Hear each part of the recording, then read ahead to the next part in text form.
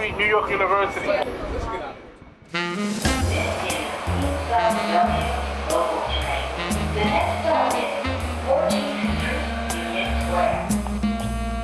From New York University, you're listening to Conversations, hosted by President Andy Hamilton. In each episode, Andy talks insight, inquiry, and imagination with a leading mind from the NYU community. Hello, everyone, and welcome to today's podcast. We welcome Professor Deborah Archer. Deborah is the Jacob K. Javits Professor at NYU and Professor of Clinical Law at the NYU School of Law. Deborah also directs the school's Center on Race Inequality and the Law, and also their Civil Rights Clinic.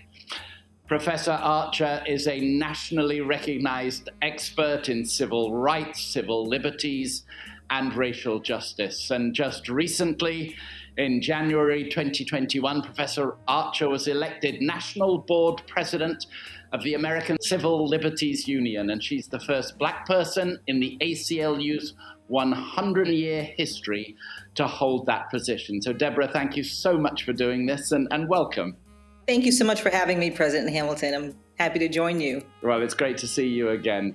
Now, Deborah, you've spent your legal career trying to bring American law closer to the embodiment of justice. And on the one hand, there's no instrument as powerful as the law to, and I will quote you now in your words, close the gap between the America that was promised and the America that is.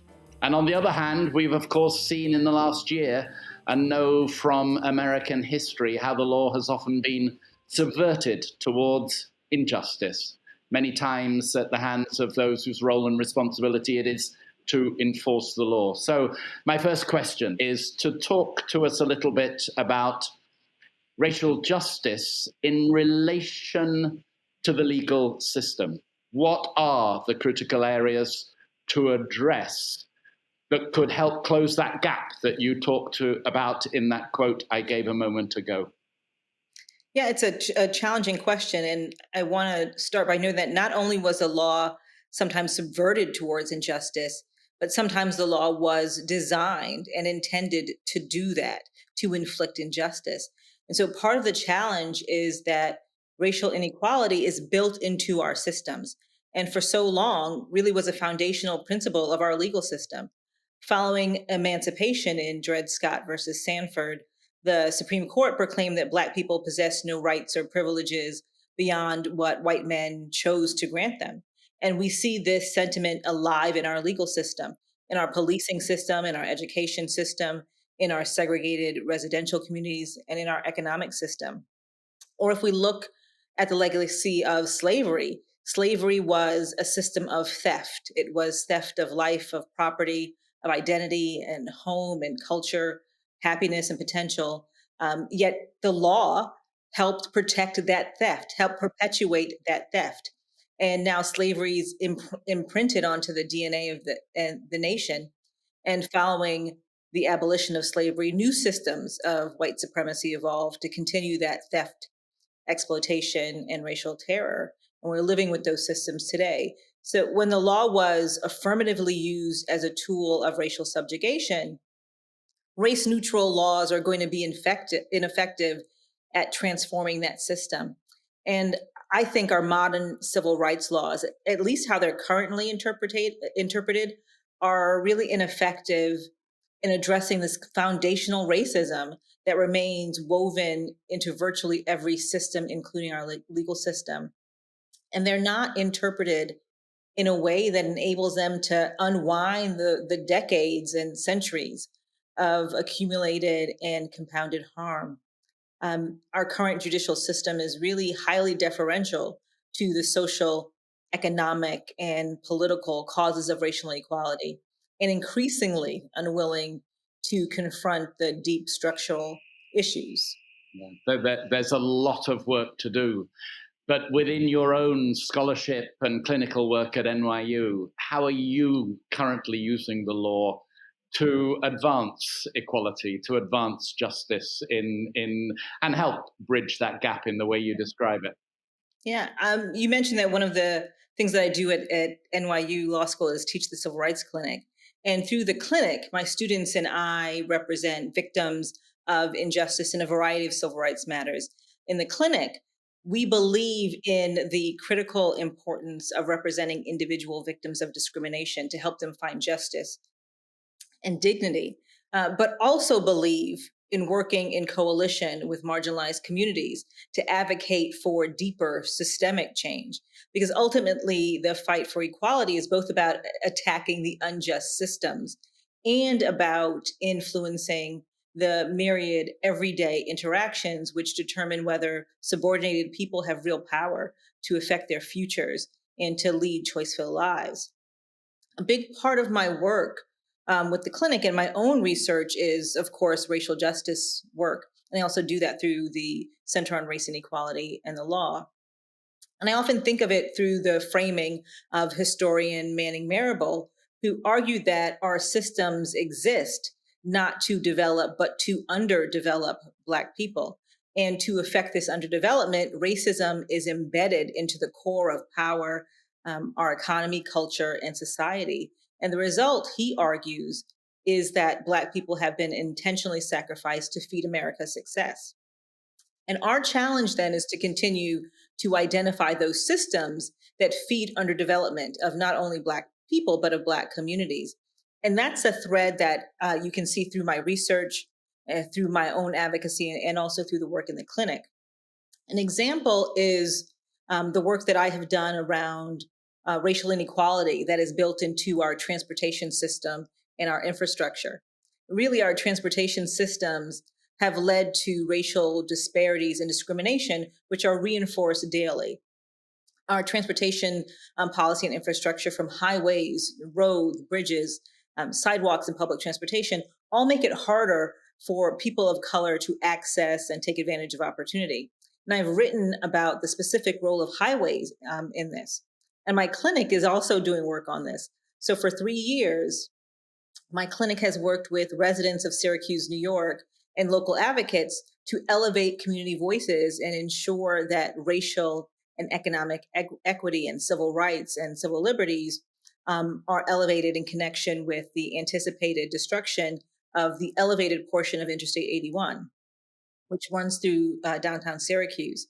And as with many other highways around the country, construction of I-81 in the 1950s decimated the 15th Ward, which was a primarily Black and Jewish community, while also prompting and encouraging white flight to the suburbs. And in the decades that have followed, I-81 has continued to serve as a physical and psychological barrier that divides the Black community from the rest of Syracuse and contributes to pockets of intense racial segregation and concentrated poverty. So my students and I are doing some of the work to understand how racism has been built into that community through the highway, and then to unearth that and to challenge that. You describe there the work that you do in direct representation and advocacy for individuals and communities oppressed by the system. But of course, another fundamental role that you have at NYU, indeed the role that our School of Law has, is legal education. And if I could just move to that topic and ask, how can legal education, the training of the next generation of lawyers that takes place at NYU, how can that better reflect and address the history of racism in America in all of its many manifestations? And how do you, but also colleagues at the law school, go about that?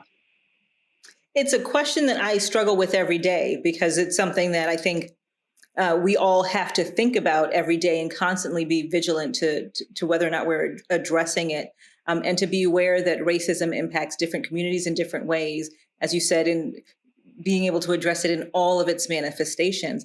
And so the historical and current context of discrimination and inequality we see today is critically important to understand as we move forward.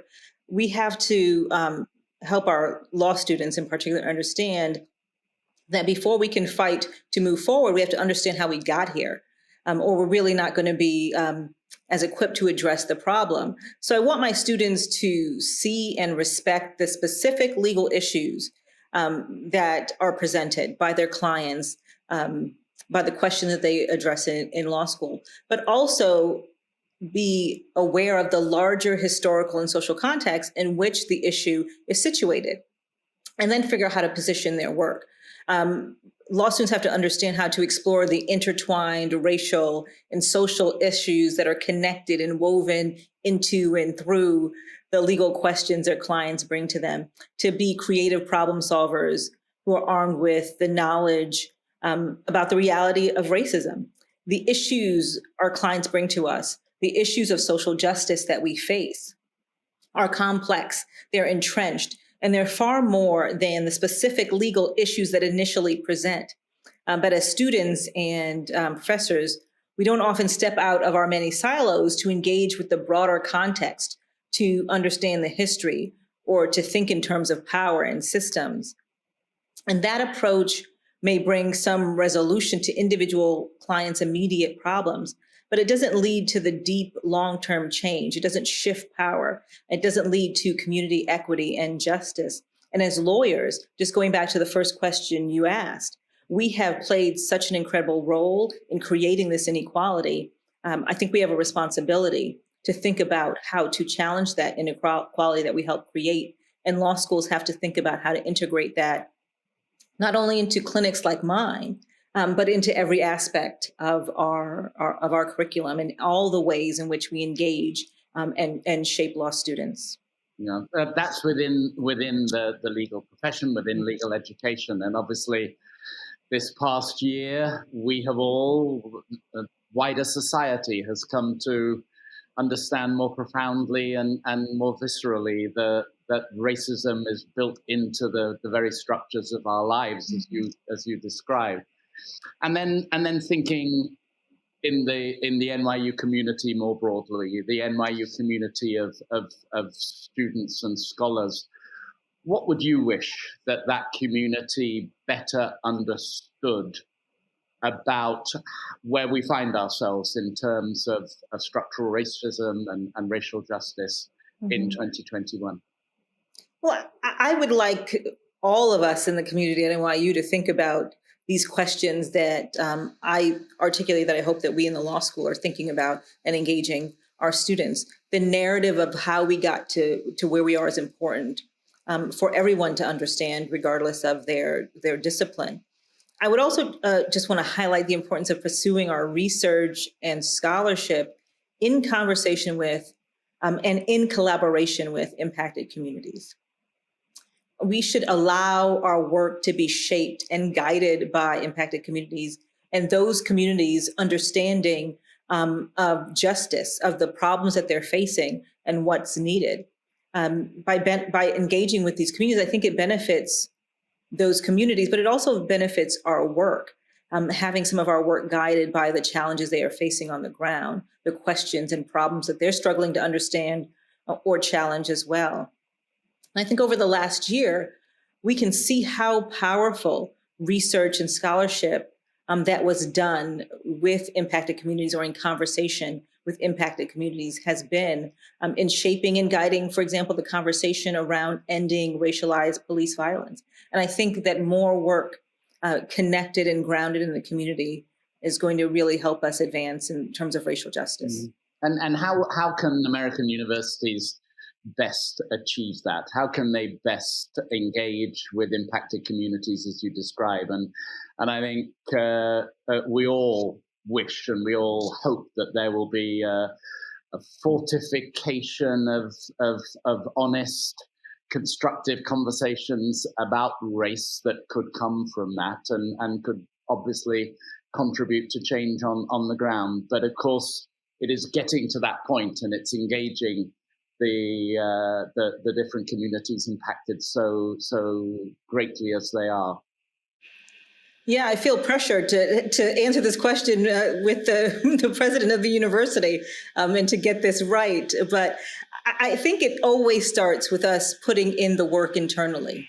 Yeah. Even an organization like NYU, filled with good folks, focused on challenging their own explicit and implicit biases, who are individually dedicated to fairness and equality, we're still working within a system designed and destined to perpetuate racial inequalities unless and until we focus on and work to dismantle those systems of inequality.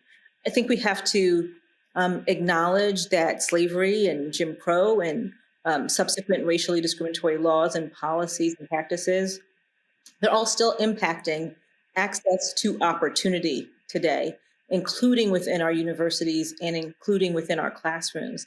And as a result, we need to support systemic change that creates more truly equal opportunity. Systemic problems require systemic solutions.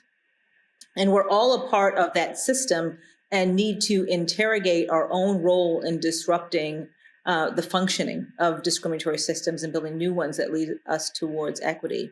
And all of us working at NYU and other universities across the country have incredible privilege and access to decision makers. And I think we need to use that privilege and access to challenge inequality in whatever room or whatever space we're in.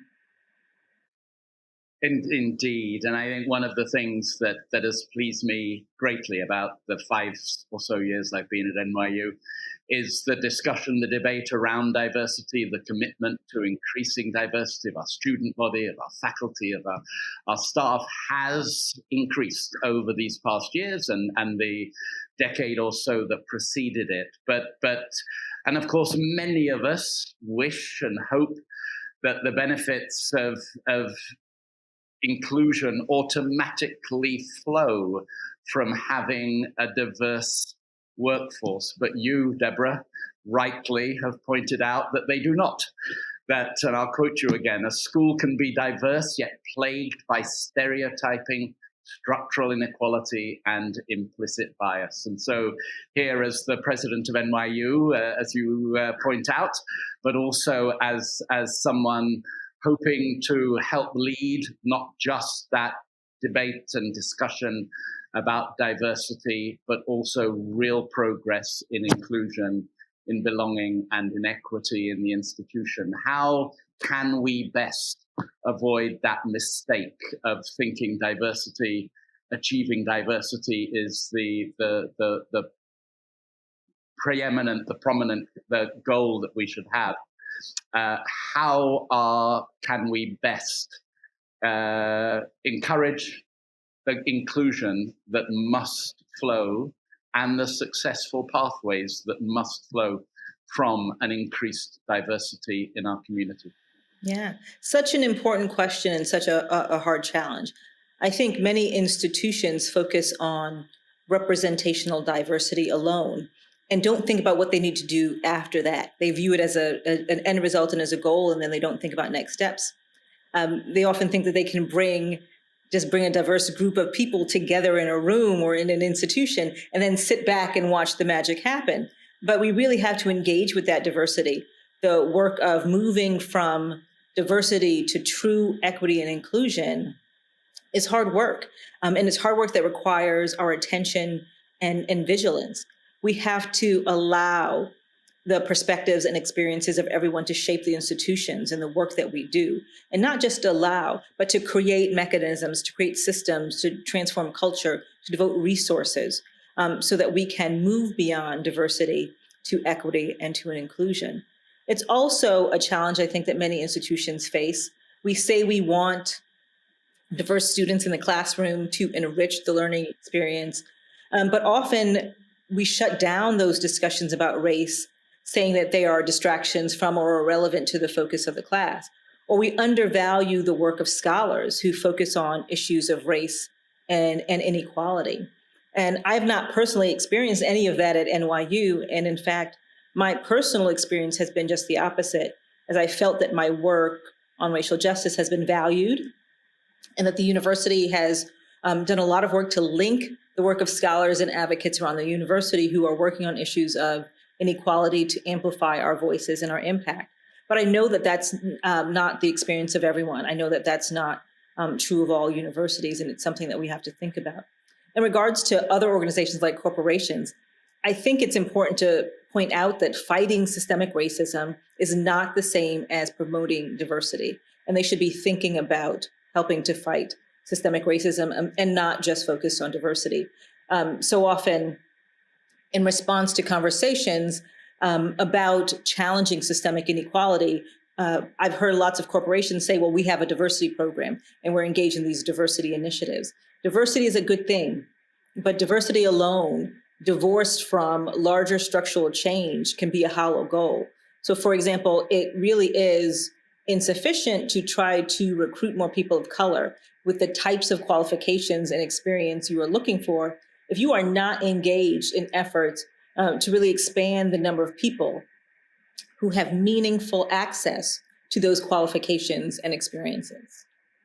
I'd like to shift a little to your new role, and you've just been appointed president of the National ACLU board, and of course that aligns perfectly with your research, your specialization in laws concerning voting rights, employment discrimination, and school desegregation.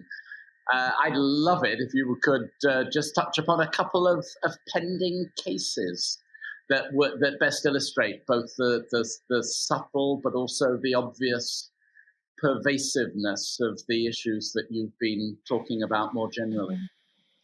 Yeah, and I'm so excited to be in this role at the ACLU.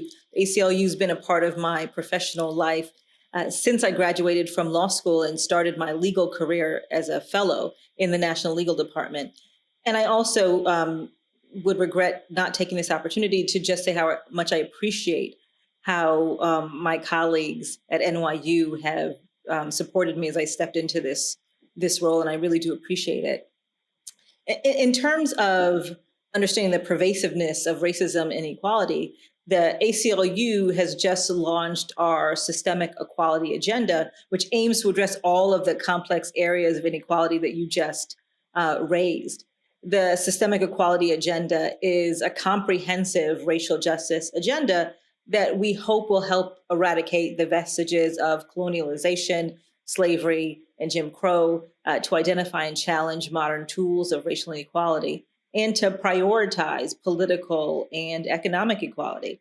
And like the other work of the ACLU, the work of the Systemic Equality Agenda is really going to cover the waterfront of issues. And like the challenges facing Black communities and other communities of color, the work is and will be intersectional, including voting rights, segregation and housing, economic justice, and reparations, all areas that, some areas that the ACLU has worked on traditionally, but some that are really new to us. In terms of a particular aspect of the work, I'm excited about our work to expand access to essential financial services using the post office. And so Black families have faced the compounding effects of decades of exclusionary policies and programs that have contributed to the racial wealth gap. And the racial wealth gap persists in part because of the widespread lack of access to really basic financial services like bill paying or check cashing and small loans for Black consumers. And there are what some people would call banking deserts in communities around the country, especially in lower income, rural communities and communities of color.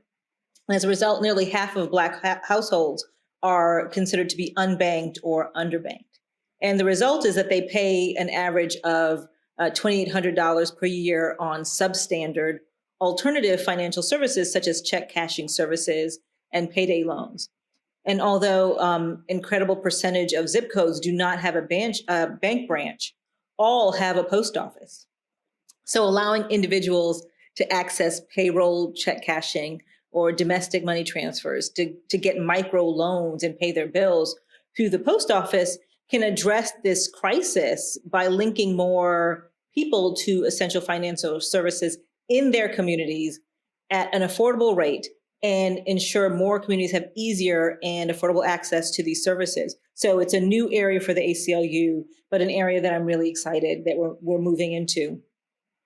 Deborah, you mentioned access to financial services, and of course that is an important issue, but it's one of many that you will be focusing on, I am sure, in your new role. And one thinks also of issues such as mass incarceration, housing access, inequality in public school education, voting rights, all issues that you've touched upon during our conversation.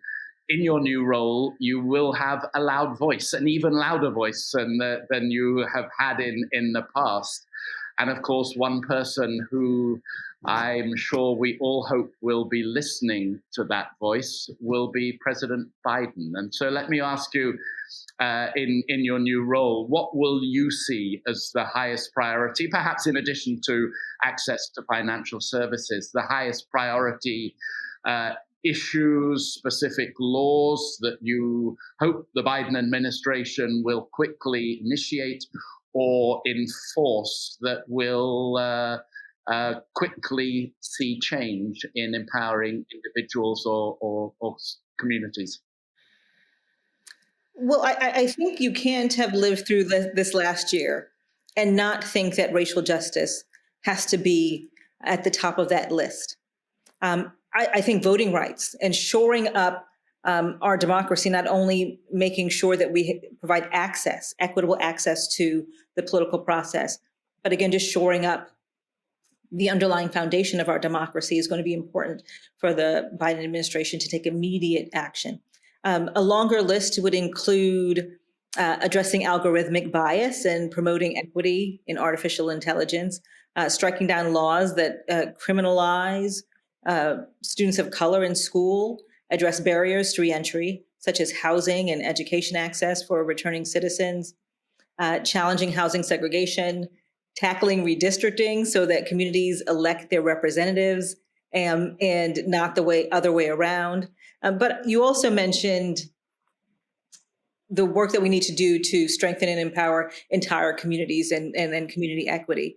And I think the meaning of community equity or community empowerment is an important question that I'm trying to figure out. But I hope the Biden administration will focus on that as well. It's a goal, but it also has to be a process that we use in the fight against inequality, to support communities, to think about how we guide and shape how we integrate communities of color and Black schools, how we support the long-term residents of those communities in the face of gentrification and other forces of displacement, and how we support and build those communities to the benefit of their residents. And I think one area of opportunity for the Biden administration to address those issues, to make sure that Black communities and other communities of color don't continue to accrue fewer benefits and bear greater costs than others, or to challenge the accumulation of harms in those communities, is through his infrastructure plan. And President Biden has said that a goal is racial equity for traditionally marginalized and ignored communities. And certainly his plan holds promise. It could be truly transformational because it represents an historic investment and focus in urban communities and communities of color, investment in core functions in transportation, in schools, water. It's all critically important. But I think that having that as a goal alone does not mean it's going to advance racial equity.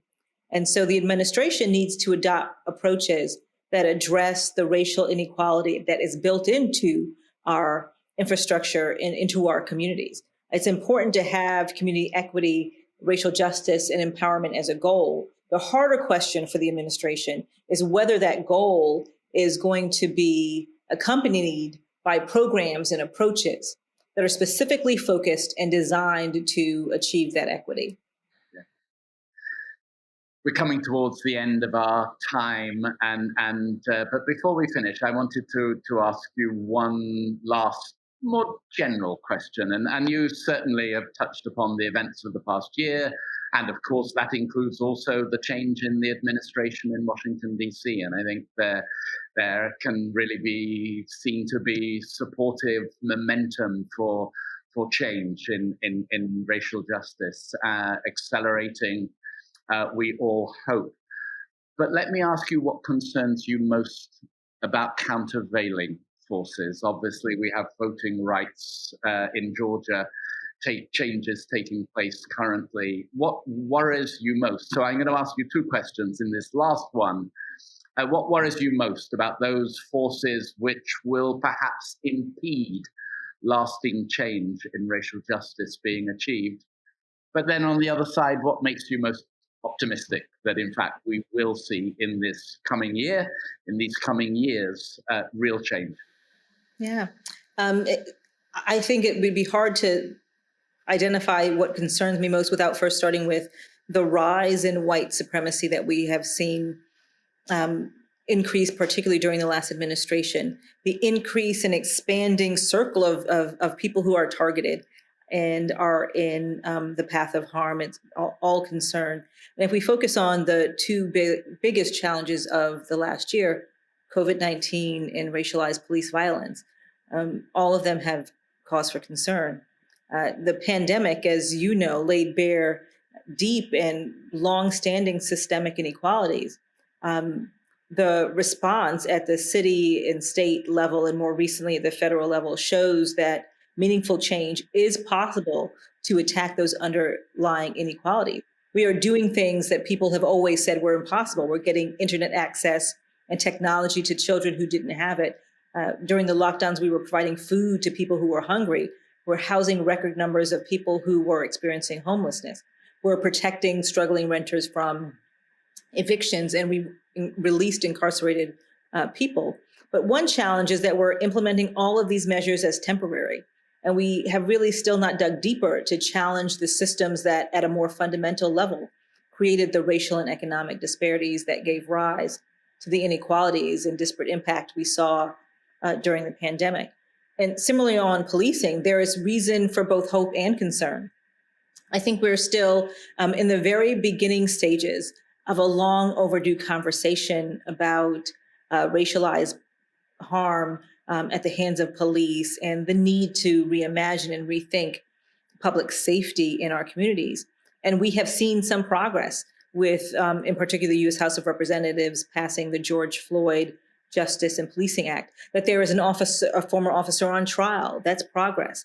But I will say the conversations we are having around policing are also a sign of progress, that there's more to come, that we're still talking about how to make things better and moving forward. But I think that conversation is not advancing at the pace or the way it needs to, given the harms. Black people are still disproportionately killed by the police, stopped by the police, arrested by the police, and experience physical and emotional harms from their interactions with the police. And yes, we've seen changes on the edges, but not the kind of fundamental structural change we know these repeated incidents call for. And then finally, I'll say something that gives me inspiration this year and every year are my students. I am always inspired by my incredible students. This year, they have been under incredible pressure and challenges, yet they show up every day. They have risen to the moment, to the challenges of the day. They show incredible creativity, energy, and determination in fighting for justice and equality, thinking about these issues and the potential in ways that I have never imagined. And so I know that we're in good hands with these students, my students, the other students at NYU, the students who are leading the protest even today. I know we're in good hands, and that gives me comfort. Students are always a source of optimism. I agree with you wholeheartedly. Professor Deborah Archer, thank you so much for joining us today. And this has been a fascinating conversation, a challenging conversation, but I think an important conversation as well. Good luck with your work at the ACLU, and good luck with your continued scholarship at NYU. Thank you. Thank you.